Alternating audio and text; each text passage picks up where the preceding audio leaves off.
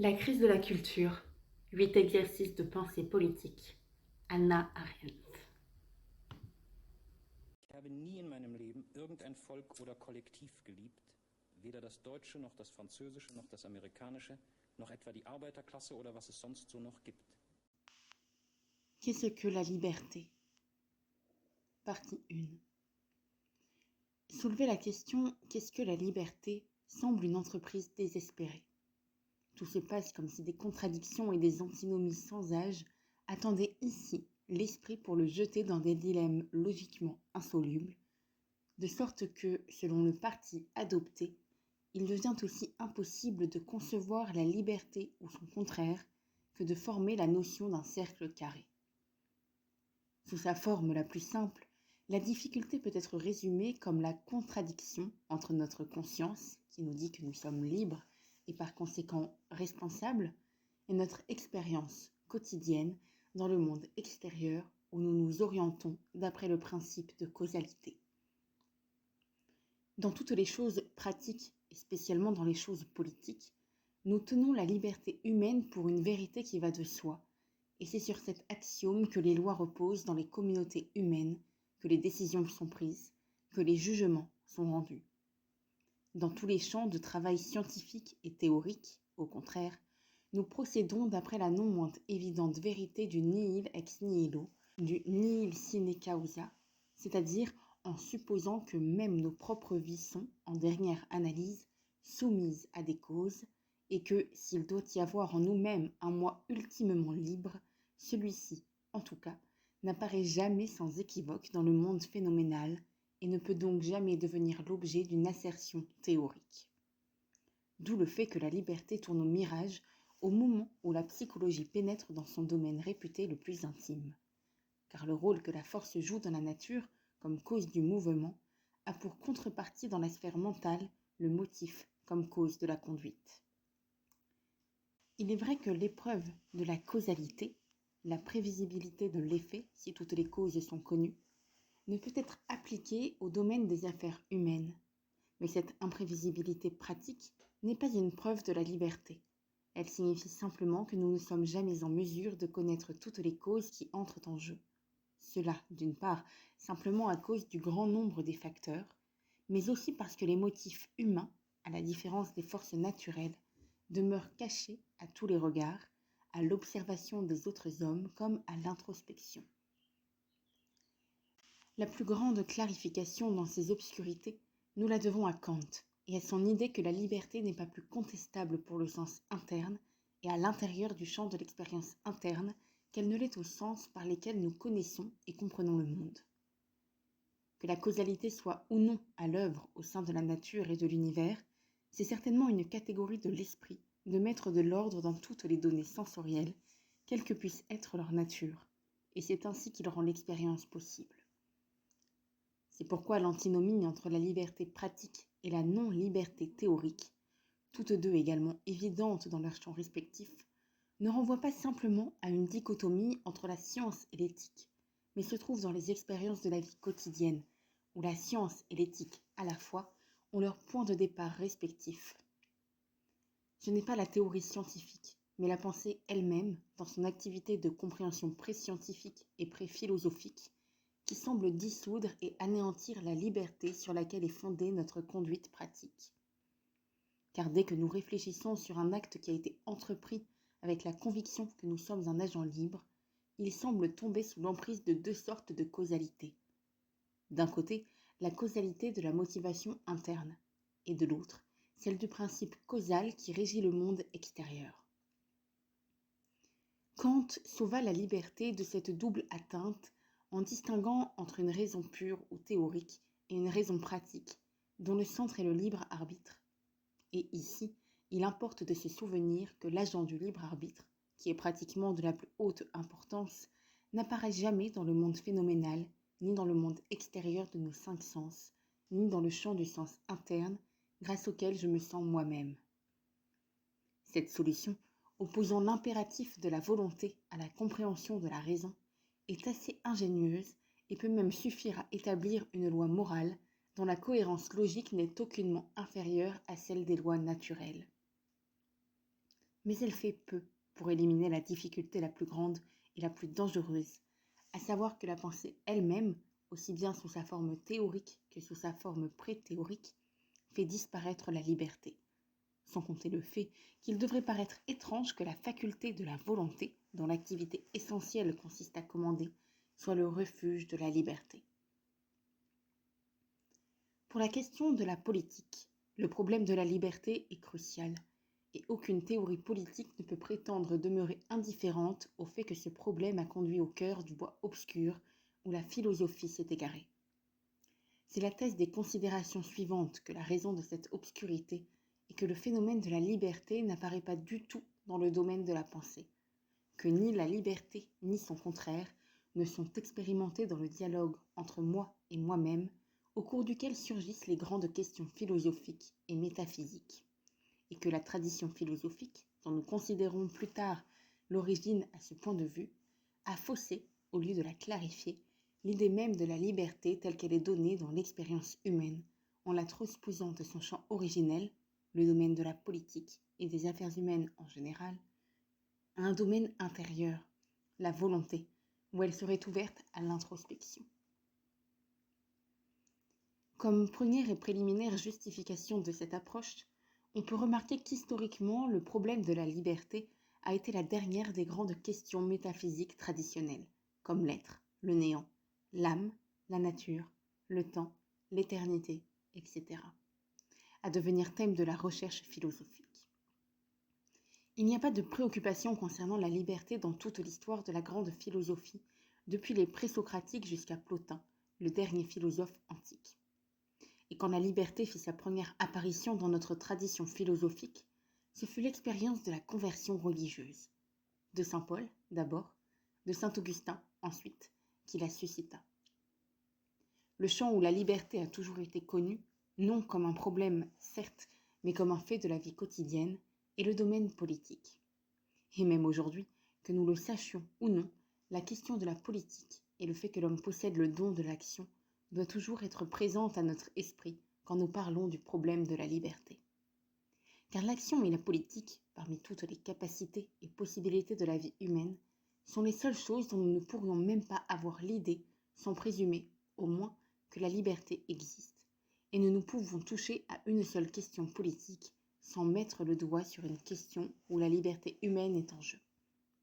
La liberté, en outre, n'est pas seulement l'un des nombreux problèmes et phénomènes du domaine politique proprement dit, comme la justice, le pouvoir ou l'égalité.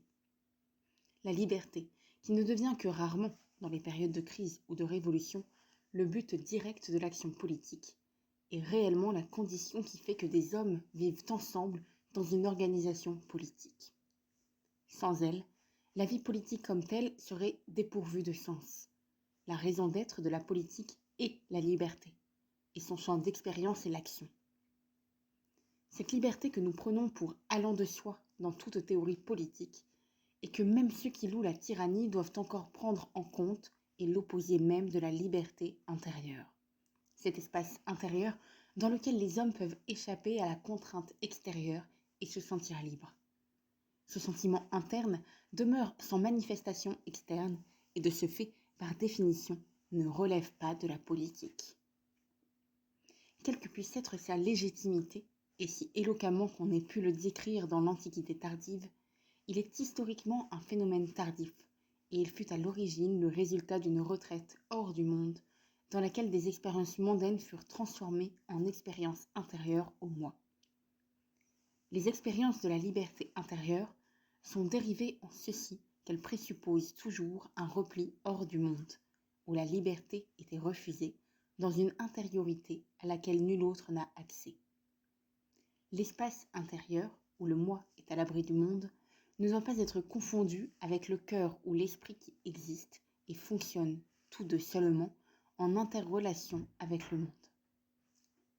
Non le cœur, non l'esprit, mais l'intériorité comme lieu d'absolue liberté à l'intérieur du moi fut découverte dans l'Antiquité tardive par ceux qui n'avaient pas de place propre dans le monde et manquaient donc d'une condition mondaine qui, depuis la première Antiquité jusqu'au milieu du XIXe siècle environ, a été unanimement tenue pour un postulat de la liberté.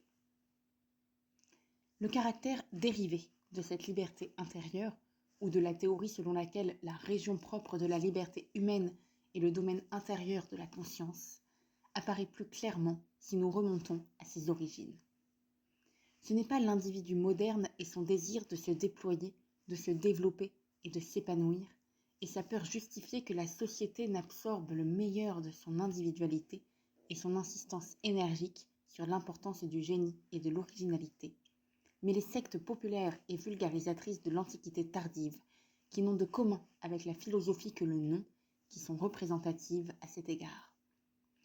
Aussi, les arguments les plus convaincants en faveur de l'absolue supériorité de la liberté intérieure peuvent encore être trouvés dans un essai d'Épictète, qui commence par affirmer que l'homme libre est celui qui vit comme il le souhaite.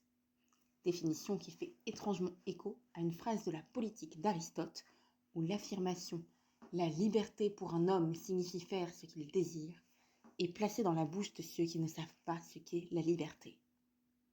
Épictète poursuit alors en montrant qu'un homme est libre s'il se limite à ce qui est en son pouvoir, s'il ne s'engage pas dans un domaine où il peut rencontrer des obstacles. Le savoir-vivre consiste à savoir distinguer entre le monde étranger, sur lequel l'homme n'a aucun pouvoir, et le moi, dont il peut disposer à son idée. Historiquement, il est intéressant de remarquer que l'apparition du problème de la liberté dans la philosophie de saint Augustin fut ainsi précédée par la tentative consciente de séparer de la politique la notion de liberté pour parvenir à une formule grâce à laquelle on pourrait être un esclave dans le monde et demeurer libre. Conceptuellement, cependant, la liberté d'Épictète, qui consiste à être libéré de ses propres désirs, n'est qu'un renversement des notions politiques courantes de l'Antiquité et l'arrière-fond politique contre lequel tout ce corps de philosophie populaire a été formulé. Le déclin évident de la liberté dans l'Empire romain tardif trouve encore une expression très claire dans le rôle que jouent en lui des notions telles que le pouvoir, la domination et la propriété.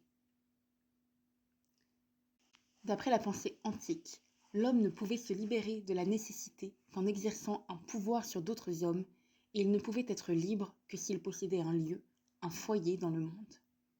Épictète transposait ces relations mondaines en relations à l'intérieur de l'homme lui-même, et il découvrait qu'aucun pouvoir n'est aussi absolu que celui que l'homme exerce sur lui-même, et que l'espace intérieur où l'homme lutte contre lui-même et se maîtrise lui-même est plus entièrement sien, à savoir plus sûrement protégé de l'ingérence extérieure que ne pourrait jamais l'être aucun foyer dans le monde.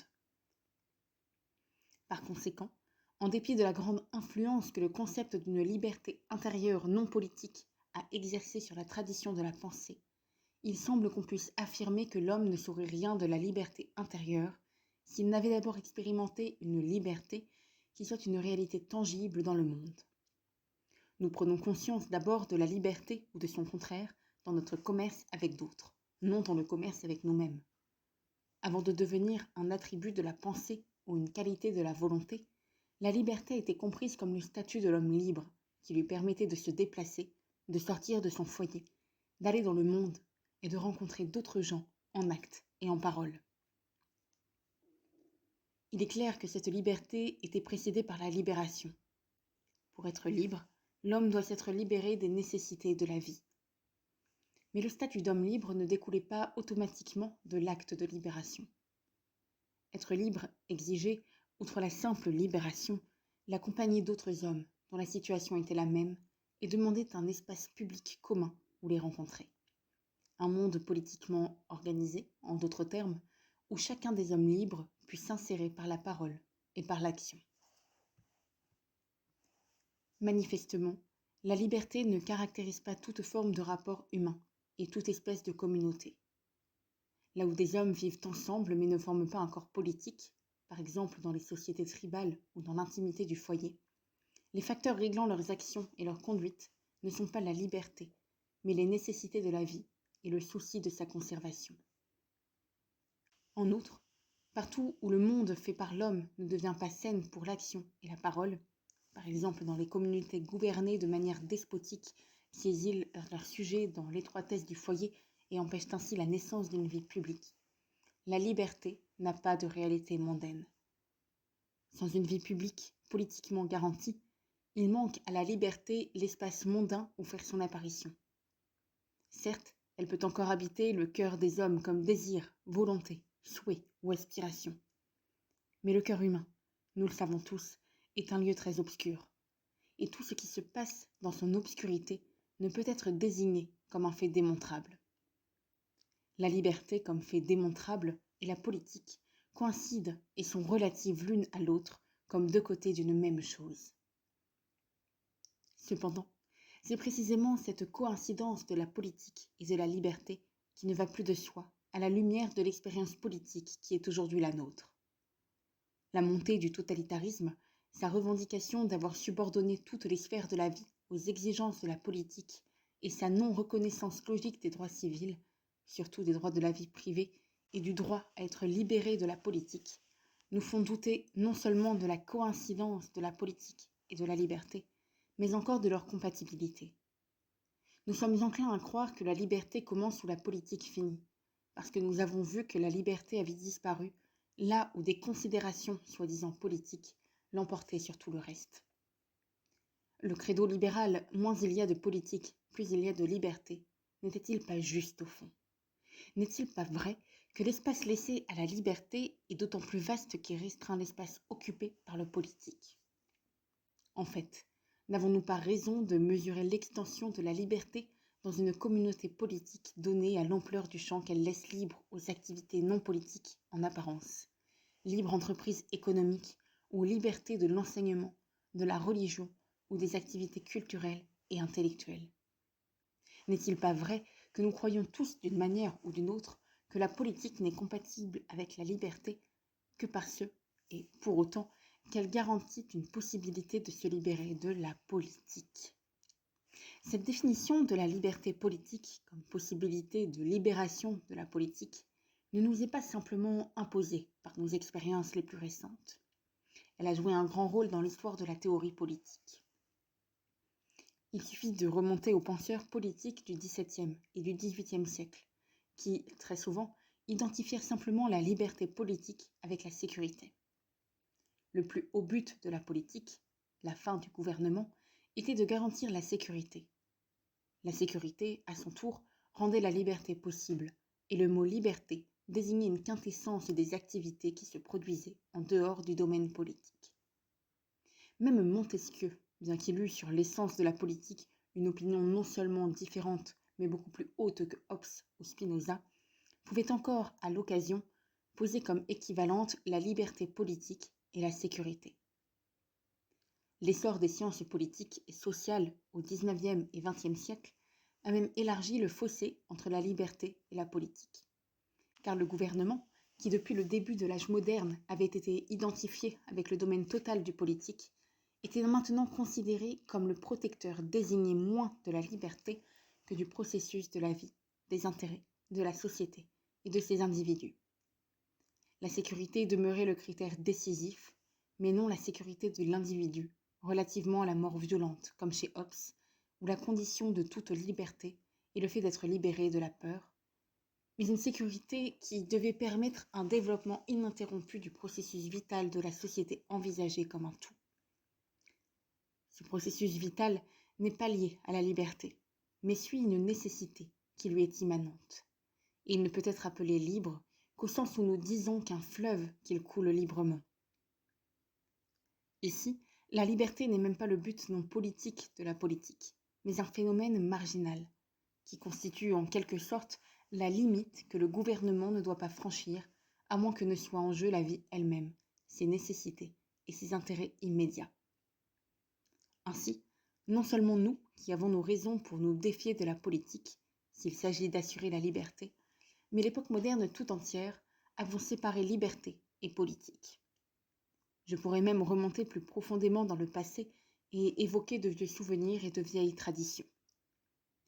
Le concept séculier prémoderne de liberté était certainement dépourvu d'ambiguïté dans son insistance à séparer la liberté des sujets de toute participation directe au gouvernement. La liberté et la libération du peuple consistaient à avoir le gouvernement des lois grâce auxquelles sa vie et ses biens peuvent le plus être siens. Ce n'est pas de participer au gouvernement qui ne les concerne en rien. comme le récapitule Charles Ier dans le discours qu'il fit sur l'échafaud. Ce ne fut pas par désir de liberté que le peuple exigea finalement de participer au gouvernement ou d'être admis dans le domaine politique, mais par défiance envers ceux qui détenaient le pouvoir sur sa vie et ses biens. Le concept chrétien de liberté politique, en outre, naquit de la suspicion et de l'hostilité des premiers chrétiens envers le domaine public comme tel, des soucis duquel il leur fallait être dispensés pour être libres. Et cette liberté chrétienne pour le salut avait été précédée, comme nous l'avons vu plus haut, par l'abstention de la politique chez le philosophe, comme postulat du mode de vie le plus haut et le plus libre, la vita contemplativa. Malgré le poids énorme de cette tradition, et malgré la leçon peut-être plus décisive encore de nos propres expériences, qui poussent tous deux dans la même direction d'un divorce entre la liberté et la politique, je pense que le lecteur peut croire qu'il a seulement lu un vieux truisme quand j'ai dit que la raison d'être de la politique est la liberté, et que cette liberté est essentiellement expérimentée dans l'action. Dans ce qui suit, je ne ferai rien de plus que réfléchir sur ce vieux truisme.